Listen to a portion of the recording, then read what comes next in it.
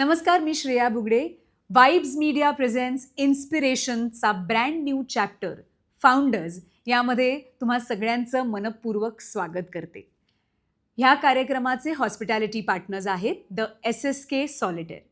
आता आपण भेटणार आहोत मिस्टर संतोष बाविस्कर यांना, जे आहेत फाउंडर आणि ओनर हॅपरस फुटवेअर इंडस्ट्रीचे. गेली 25 वर्ष ते या फुटवेअर इंडस्ट्रीच्या व्यवसायामध्ये आहेत. इंडस्ट्रियल सेफ्टी शूज, युनिफॉर्म्स आणि सेफ्टी इक्विपमेंट्स हा त्यांच्या बिझनेसचा मुख्यतः भाग आहे. त्याचबरोबर वर्कर सेफ्टी, कम्फर्ट आणि ड्युरेबिलिटी ह्यावर त्यांचा विशेष भर आहे. मॅन्युफॅक्चरिंग, प्रोडक्ट इनोव्हेशन आणि इंडस्ट्रियल सेफ्टी सोल्युशनमध्ये ते स्पेशलाइज करतात. भेटूयात संतोष बाविस्कर यांना. सर, तुमचं मनापासून स्वागत आहे. नमस्कार. नमस्कार. नमस्कार. खरं तर मी तुमच्याविषयी जेव्हा जाणून घेत होते, तुमच्याविषयी जेव्हा वाचलं, तेव्हा असा एक व्यवसाय आहे इतक्या वर्षांपूर्वीचा, म्हणजे 25 वर्ष तुम्हाला या व्यवसायात झाली, हो. हे सर मला खरं तर माहीत नव्हतं. कारण का ही गोष्ट जितकी महत्त्वाची आहे तितकी ती पटकन सहज आमच्यासारख्या कॉमन लोकांच्या डोक्यात येणारी नाही आहे की तुम्ही इंडस्ट्रियल फुटवेअर बनवता. तर सगळ्यात आधी तर तुमच्याविषयी हा व्यवसाय कसा सुरू झाला आणि तुमच्या बिझनेसविषयी जाणून घ्यायला आवडेल. माझी सुरुवात म्हणून एक छोट्याशा कुटुंबात झाली, कारण सर्वसामान्य कुटुंब होतं आपलं. आणि गावातून जसं शिक्षण झालं, गावातून लगेच मुंबईला आलो आम्ही काम रोजगारासाठी. ठीक आहे. नंतर काही रोजगार करण्यासाठी मग आम्हाला त्यांनी फुटवेअर इंडस्ट्रीमध्ये, फुटवेअर शॉपमध्ये मी सुरुवातीला कामाला लागलो. काही माहीत नव्हतं. Normal footwear shop? हो, नॉर्मल रिटेल शॉप असतं, त्याच्यामध्ये कामाला लागलो. आणि 1, 2, 3 वर्ष त्यामध्येच गेले, रिटेल शॉपमध्ये काम करण्यामध्ये. पण मग पहिल्यापासून एक आवड होती किंवा मला लहानपणी एक आवड होती की काहीतरी करायचं तर चांगलं करायचं आणि डीपमध्ये शिकायचं. हां, म्हणजे आम्ही क्रिकेट खेळत होतो तेव्हा पण कळायचं की आपल्याला चांगलं खेळायचं. बरोबर. का माहीत नाही, पण मग चांगलं खेळायचं.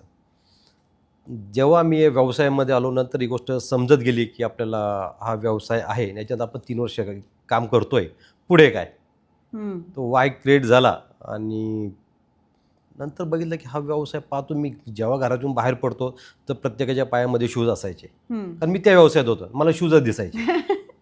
सर, खरं सांगू, मला पण शूजच दिसतात. मला प्रचंड आवड आहे फुटवेअरची, म्हणून अगदी आवडीचा माझा विषय आहे. म्हणून मी तुम्हाला विचारते की ही त्याला बिझनेसमध्ये कन्वर्ट करायचं आणि हे करायचं, ही आयडिया कुठून आली? सो एनिवे, तुम्ही कंटिन्यू करा की शूजच दिसायचे सगळ्यांच्या पायातले. तर शूज दिसायचे. नंतर मला 3 वर्ष आपण शिकलो, मग आता पुढे काय करायचं, पुढे काय करायचं ही गोष्ट करता करता करता विचारात आले की पुढे काय करायचं. नंतर आमचे जे एक रिलेटिव्ह होते, त्यांनी आम्हाला एक शॉप स्टार्ट केलं आणि मदतीला आम्हाला तिथे बोलवलं. ठीक आहे. तर आपली पहिल्यापासून किंवा चांगलं काम करायचं, चांगलं रिझल्ट येतात, त्याच्यातून आपण विचार केले की यार आता हे आता स्टार्ट केलं आहे आपण, आणि आता हे आपण आपला व्यवसाय कसा स्टार्ट करू शकतो, कारण आपण शिकलो याच्यामध्ये. ठीक आहे. तिथूनच आपल्या फुटवेअरची जर्नी सुरुवात झाली आणि तिथूनच आम्ही फुटवेअरमध्ये प्रवास स्टार्ट झाला आमचा. पण सर, आता नॉर्मली आपण बघायला गेलो तर आताच्या ट्रेंडप्रमाणे सगळं फॅशन फुटवेअरवरती जास्त भर आहे. बरोबर. पण आपलं काम कम्प्लिटली वेगळं आहे, ते इंडस्ट्रियल फुटवेअरचं आहे. बरोबर. तर ती आयडिया, म्हणजे फुटवेअर विषयीचं तुमचं आकर्षण मला कळलं की ते आता का करायचं होतं. पण इंडस्ट्रियल फुटवेअर आणि मग त्याच्यातनं होणारं, मला तर वाटतं की हे सामाजिक कामच आहे खूप मोठं. तर ती आयडिया कशी आली सर? फुटवेअर व्यवसाय मॅडम ना, जेव्हा मला सांगितलं की हा समुद्रासारखा अफाट आहे, याला लिमिट नाही आहे, पण मग आता हे गोष्ट करण्यासाठी तुम्हाला एक पैसा लागतो, मॅन पॉवर लागते, फाउंडेशन स्ट्रॉंग असतं. या सगळ्या गोष्टी आपल्याकडे आहेत का, लक्ष आलं की नाही आहे. मग आपण कशा लेवलने सुरुवात करू शकतो. तर जेव्हा आम्ही एका दुकानामध्ये बसलो होतो ना, आमच्याकडे एक कस्टमर आले होते. तर त्यांनी ते शूज आमच्याकडे घेतले. स्कूलचे विद्यार्थी होते आणि शाळेचे बूट. हो हो, कॉलेजचे विद्यार्थी होते आणि शूज घ्यायला आले आमच्याकडे. तर 1 आला, 2 आला, 3 आला. तर ते 8-10 दिवस कंटिन्यू 10-15 विद्यार्थी आले. तर मी सहसाला विचारलं, अरे तुम्ही कुठल्या कॉलेजचे आहात आणि काय करतात? तेवढे आम्ही हॉटेल कॅटरिंग कॉलेजचे विद्यार्थी आहोत आणि आम्हाला शूज तिथे कंपल्सरी लागतात. तर मी त्यांना विचारलं, तुमच्याकडे किती विद्यार्थी? तर बोले 500 विद्यार्थी. मग आम्ही जेव्हा आमचं रिटेल शॉप होतं, माझ्या लक्षात आलं की जर माझं रिटेल शॉप आहे आणि इथले स्थानिक विद्यार्थी माझ्याकडे येत आहेत, ते 10, 15, 20, 25 येऊ शकतात, पुढे काय? नंतर मला लक्षात आलं की जर मी यांच्याकडे गेलो तर मी 500 जणांना शूज देऊ शकतो. तो माझ्यासाठी एकदम टर्निंग पॉईंट ठरला किंवा मोठा स्केलमध्ये बिझनेस करण्याचा. मग आम्ही त्यांच्या कॉलेजशी कोऑर्डिनेट केलं, त्यांच्याकडे गेलो, त्यांची नीड समजून घेतली की त्यांना शूज कसे लागतात. त्यांना वॉटरप्रूफ शू लागत होते, स्लीप रेसिस्टंट लागत होते आणि ते 12 तास विद्यार्थी म्हणजे त्या उभे सगळ्या राहतात. गोष्टी तुम्ही जाणून घेऊन त्याचा अभ्यास केला. हो, 12 तास ते मुलं उभे राहतात, ते काम करतात. ती वस्तू समजली, मग आम्ही त्या लेवलनी फॅक्टरीमध्ये गेलो, त्याच्यावरती R&D केलं, त्या लेवलने शूज बनवले. त्यांना इतरांपेक्षा ते वेगळे शूज आम्ही चांगले बनवून दिले. आवड चांगलं काहीतरी देण्याची. बरोबर. शूज त्यांना दिले आणि त्यांना आवडलं आणि त्या टायमाला आम्हाला डायरेक्टली 500 पेअरची ऑर्डर मिळाली. आणि तो एकदम टर्निंग पॉईंट झाला की आपण रिटेलमधून डायरेक्ट होलसेलमध्ये व्यवसाय करू शकतो. ओके. आणि त्यापासून मग जेवढे आम्ही कॉलेज होते सगळ्यांशी टाईप केलं, सगळ्या कॉलेजला आम्ही शू प्रोव्हाइड केले. अरे क्या बात आहे. ओके. पण सर मला सांगा की जसं आता इतर इंडस्ट्रीजमध्ये प्रचंड नेक टू नेक कॉम्पिटिशन आहे सगळीकडे, तसं आपल्या पण व्यवसायात आहे ह्या इंडस्ट्रीमध्ये? आणि आय एम शुअर असेलच, पण मला माहीत नाही की इंडस्ट्रियल शूज बनवणारे असे किती ब्रँड आहेत. पण डेफिनेटली शूज म्हटल्यावर कॉम्पिटिशन ही आलीच. पण आपला ब्रँड आणि ते ब्रँड ह्याच्यामध्ये तुम्ही कसा फरक कराल आणि अशा काय फॅक्टर्स आहेत जे आपल्याला त्यांच्यापासून वेगळं बनवतं? सेफ्टी शूजच्या कंपन्या विचारलं तर मॅडम खूप आहेत. ठीक आहे, कॉम्पिटिटर आहे तर खूप आहेत. पण मी जर त्यांचा अभ्यास केला तर मी व्यवसाय नाही करू शकत. कारण ती एवढ्या लेवलच्या मोठ्या स्केल कंपन्या आहेत, ते दड पण तुमच्यावरती येऊन जातात. ओके. हो. तर मी की खूप मोठ्या कंपन्या काय करतात हा विचार केला, समजलं, स्टॉप करून टाकला. आता मी समजून गेलं की मी इंडस्ट्रियल सेफ्टी शूज सेल करतोय. ठीक आहे, तर कस्टमर नीड काय, त्यांना ॲज पर गव्हर्नमेंटच्या नॉर्म्स चांगले सेफ्टी शू हवेत. बरोबर. की टिकाऊ असले पाहिजे, कम्फर्टेबल असले पाहिजे, आरामदायक असले पाहिजे. ठीक आहे, तुमच्या पायाचं संरक्षण त्याच्यापासून झालं पाहिजे. बरोबर. ही गोष्ट तुम्हाला समजते. मग कॉम्प्युटरचा काय विचार करायचा, तुम्ही बेस्ट द्या ना त्यांना. मीच माझे जे वाय क्रिएट केले आणि मीच बोलत गेलो आणि मीच प्रश्न निर्माण केले, मी उत्तरं शोधले आणि पुढे गेलो. माझ्यासाठी कॉम्प्युटर 0 आहे. वा. तेव्हा पण नव्हते आणि आता पण नाही आहे. बरोबर. कारण का तुमचा फोकस क्लिअर आहे. आजूबाजूला काय चाललंय ह्याच्याशी आपलं घेणं देणं काहीच नाही. नाही. आपण चांगल्या क्वालिटीचे प्रोडक्ट्स बनवायचे आणि म्हणून आय थिंक तुमचा क्लायंटेल पण तितकाच तुमच्याबरोबर इतकी वर्ष सगळे जोडलेले आहेत. मला वाटतं की हा जो विश्वास तुम्ही कमवलात, कारण का मला वाटतं की तुम्हाला तुमच्या ब्रँडवरती विश्वास आहे की मी काय काम करतोय.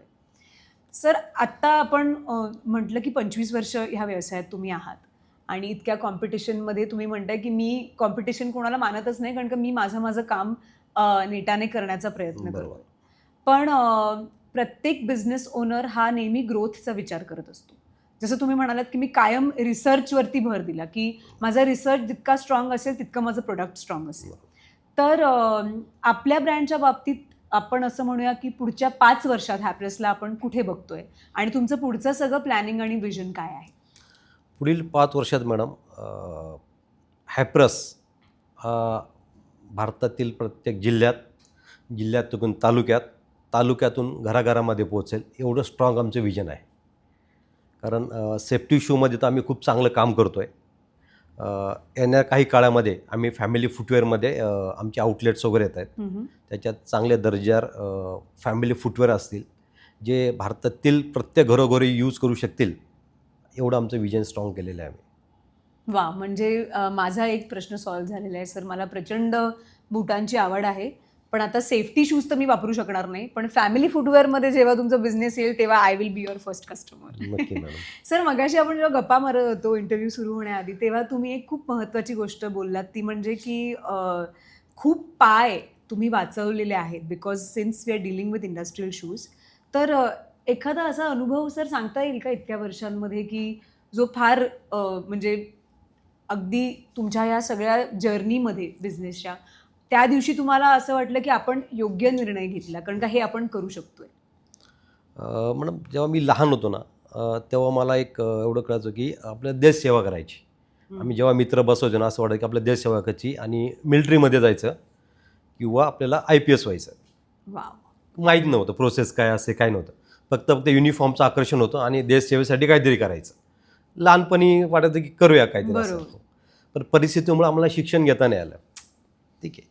आणि जसं तुम्हाला बोललो की गावावर मुंबईला आलो आणि फुटवेअर व्यवसायामध्ये लागलो, तो प्रवास चालू झाला. करता करता करता जेव्हा मी या स्टेजला बसलो की मला असं वाटतं की 2008मध्ये जेव्हा आठवलं की आपण एक चांगल्या लेवलने मोठं काम करू शकतो, त्या टायमाला असं वाटतं की देश सेवा करण्यासाठी तुम्हाला युनिफॉर्मची गरज नाही आहे किंवा डिग्रीची गरज नाही आहे, IAS IPS व्हायची नाही होऊ शकलं नाही, ठीक आहे, तर आपण व्यवसायातून काय ते देश सेवा करू शकतो. बरोबर. तुमची इच्छाशक्ती स्ट्रॉंग आहे, महत्त्वाचं आहे. जर इच्छाशक्ती स्ट्रॉंग असेल तर मग आम्ही बोललो की आपल्याला उद्योग, भारतातले जे उद्योग आहेत ते देशाची प्रगती करतात. मग आपण जे उद्योगामध्ये जे वर्कर जे काम करतात त्यांच्यासाठी जे प्रोडक्ट आपण शूज निवडलेले आहेत ते आपण एक चांगल्या प्रकारे आपण बनवले पाहिजे. फक्त प्रॉफिटनं डोळ्यासमोर ठेवता त्यांची नीड समजून घेतली पाहिजे आणि ते प्रोडक्ट त्यांना डिलिव्हर केलं पाहिजे. सिम्पल मी बनवून ठेवलेली गोष्ट आहे. मग ही गोष्ट जेव्हा फीडबॅकसाठी कंपनीमध्ये जातो, वर्कर भेटतो सरांना, मग जेव्हा ते सहज गप्पा मारता बोलले की यार गेल्या आठवड्यामध्ये एक वर्कर होतं, त्यांच्या पायावरती ते रॉड पडला, पण तुमचे हॅप्रसचं शूज असल्यामुळे त्यांचा तो पाय वाचला. किती मोठी तेव्हा गोष्ट आहे. वाटतं की यार आपण कुठंतरी काहीतरी चांगलं काम करतोय आणि आपल्या कामाची ती पोच पावते. पैसे सगळे कमवतात, व्यवसाय सगळे करतात, पण आपल्यामुळे कोणाचा जरी पाय वाचतो आणि त्याचा परिवाराचा हॅपीनेस टिकून राहतो, ते माझ्यासाठी सर्वात मोठी गोष्ट आहे. सर, तुम्ही खरंच म्हणजे बोलता बोलता बोललात, पण इतकी मोठी गोष्ट बोललात की समाजसेवा आणि देशसेवा करण्यासाठी आपल्याला कुठल्याही युनिफॉर्मची गरज नाही आहे. म्हणजे प्रत्येक वेळेला युनिफॉर्म घालूनच ते करता येईल असं नाही. पण तुमचे विचार आणि मला नेहमी असं वाटतं की कुठलीही गोष्ट करताना त्यामागची भावना ही इंटेन्शन हे चांगलं असेल, स्वच्छ असेल, तर त्या कुठल्याही गोष्टीला यश हे मिळतंच मिळतं. खूप सर आता सगळे यंग पोरं आहेत आपली, आपण काय आता जेनझींविषयी इतकं हो, सगळं हो, बोललं हो, हो, जात आहे हो, हो. आणि त्या सगळ्यांनाच काहीतरी करायचं आहे, इतकी ऊर्जा आहे त्याच्यामध्ये, बरोबर. पण ती ऊर्जा चॅनलाइज करणं गरजेचं आहे. हो. त्याला एक योग्य मार्ग मिळणं गरजेचं आहे. आणि खूप लोकांना आजकाल नोकरी करण्यामध्ये फार रस नाही, तर त्यांना स्वतःचं काहीतरी क्रिएटिव्ह करायचं आहे, स्वतःचा बिझनेस काढायचा आहे. त्या अनुषंगाने जर कुणी अशा पद्धतीचा वेगळ्या धाटणीचा बिझनेस करू इच्छित असेल येणाऱ्या पिढीमध्ये, तर तुमच्यासारखे जे उद्योजक आहेत ते इतकं छान इन्स्पायर करणारे आहेत, तर तुम्ही त्यांना काय सल्ला द्याल? जसं तुम्ही म्हणालात की तेव्हा घरची परिस्थिती तशी नव्हती की तसं शिक्षण तुम्ही घेऊ शकाल, पण त्या गोष्टींनी तुम्हाला थांबवलं नाही. नाही थांबव. आज तुम्ही इथे आहात आणि इतकं मोठं तुम्ही काम करताय, तर नवीन पिढीला, आपल्या सगळ्या युवा पिढीला तुमच्याकडनं जर काही काय आपण म्हणू की कानमंत्र द्यायचा असेल की अशा पद्धतीच्या बिझनेसमध्ये किंवा एनी बिझनेस, तर तुम्ही काय सांगाल? मी आपल्या तरुण मित्रांना जरूर सांगेल किंवा तुम्ही व्यवसाय करताय, खूप चांगली गोष्ट आहे. स्वप्न मोठे बघा, स्वप्न मोठे बघा, पण सुरुवात तुम्ही छोट्यापासून लगेच करा. कारण कुठलीही गोष्ट इमिडिएटली मोठी होत नसते. तर तुम्ही जर खूप मोठी लगेच करायला गेलेत, त्याच्यातले ते लूप फॉल असतात, ते तुमच्या लक्षात येणार नाही. बरोबर. तर तुमचा वेळ, पैसा दोन्ही लॉस होऊ शकतो तुम्हाला. बरोबर. तर गोष्ट मोठी स्वप्न बघा, मान्य आहे, ते स्वप्न तुमची झोप उडाली पाहिजे ते मान्य आहे, पण जेव्हा तुम्ही तो सुरुवात करता तर प्रॅक्टिकली विचार करा. बरोबर. छोटी सुरुवात करा, हळूहळू पुढे जा, त्याच्यातून तुम्हाला काही अडचणी समजतील, त्यातून तुम्ही मार्ग शिकता काढत येईल, हो बरोबर. शिकता येईल, मार्ग करता येईल. कारण प्रत्येक व्यवसाय वेगवेगळा असतो, त्यातल्या अडीअडचणी हे आपल्याला कधीच माहीत नसतात. कुठल्याही पेपर वर्किंगमध्ये किंवा कुठल्या एज्युकेशनमध्ये ही गोष्ट ठाम कधीच नसते. बरोबर. ती आपण ॲक्च्युली ग्राउंडवरती काम करायला ग्राउंडमध्ये लागल्यावर केल्यानंतरच आपल्याला कळते की नाही, अरे असं नाही, असं असं, असं नाही, असं असतं. प्रांत वाईज, जिल्ह्या वाईज प्रत्येक वेगळ्या गोष्टी असू शकतात, प्रोडक्ट वाईज वेगळं असू शकतात. बरोबर. तर तुम्ही सुरुवात करा, पण लगेच करून टाका, सुरुवात करा. खूप छोटी वेळ का नका वाया होईना, घालू, पण सुरुवात वेळ करा. नका वाया घालू त्याच्यामध्ये. बरोबर. सर, इतकं यश आज तुम्ही बघताय आणि तुम्ही हॅपरेसचा पुढचा सगळा पण तुमचं विजन आणि तुमची जी स्वप्न आहेत ती सांगितलीत. पण ह्या सगळ्या प्रवासामध्ये नेहमी असं म्हणतात की जे आपण म्हणतो की प्रत्येक यशस्वी पुरुषाच्या मागे एक स्त्री असते. बरीच जण म्हणतात की आमचं कुटुंब आमच्या मागे होतं, किंवा काही जण म्हणतात की आमचे प्रोफेसर होते, शाळा, कॉलेज. तर तुमच्या या यशाचं श्रेय तुम्ही कोणाला देणार आहात? कुटुंब म्हणता येईल मॅडम. हो, कारण सर्वप्रथम म्हणजे आई ती सहज बोलायची, माझा मुलगा प्रामाणिक आहे, चांगलं काम करतोय. आणि जेव्हा मग हा शब्द माझ्या कानावर यायचा आणि जेव्हा मी बाहेर पडतो, अरे आई काय बोलू, आपला मुलगा प्रामाणिक, मग आपलं काम पण प्रामाणिकच असलं पाहिजे. बरोबर. ते ऑटोमॅटिक ते आतमध्ये जात गेलं आणि ते होत गेलं. आणि तसंच कुटुंब म्हणतो, त्याच्यानंतर आपल्या आहे ते पत्नी म्हणतो, आपली वाईफ म्हणतो, साक्षी, तिने खूप खंबीर साथ दिली. जेव्हा मुंबई शहर सोडून मला नाशिकमध्ये यावं लागलं 2008मध्ये, माझी मुलगी पण छोटी होती, एक 6 महिन्याची मुलगी होती. त्या टायमाला नवीन शहरात येणं आणि नवीन सगळ्या गोष्टी, व्यवसाय करणं, शॉप, ऑफिस, म्हणजे आपण घर सगळं घेणं, त्या टायमाला तिने खंबीर साथ दिली. ती जर परिवार तुम्हाला मोठं व्हायचं असेल ना, तर तुम्हाला परिवारची साथ असणं खूप गरजेचं आहे. ॲब्सल्युटली. कारण पैसा कमवताना कुटुंब म्हणतो ना, तेच गरजेचं, खूप गरजेचं आहे. बरोबर. म्हणजे व्यवसाय पण तुमचा असं झाला पाहिजे की तो वाढत गेला पाहिजे, पण खाली पण तेवढा मजबूत असला पाहिजे. अडीअडचणी आले, संकट आली ना, तर तुमचा बिझनेस हल्ला नाही पाहिजे. बरोबर. कारण निवडताना पण असा निवडा त्याचा सखोल अभ्यास करून मग Yes. निवडा. बरोबर. की तो व्यवसाय मोठ्या लेवलनी तुम्ही वाढवू शकता आणि तेवढाच तो मजबूत पण खाली टिकून राहू शकतो. तर फाउंडेशन स्ट्रॉंग करा पहिलं. वा. सर, असंच त्या पिंपळाच्या झाडासारखाच तुमचा व्यवसाय आणखीन असाच मोठा होऊ दे, ह्या आमच्या तुम्हाला शुभेच्छा. तुम्ही इथे आलात, एवढा वेळ दिलात, थँक्यू सो मच. खूप खूप धन्यवाद. धन्यवाद.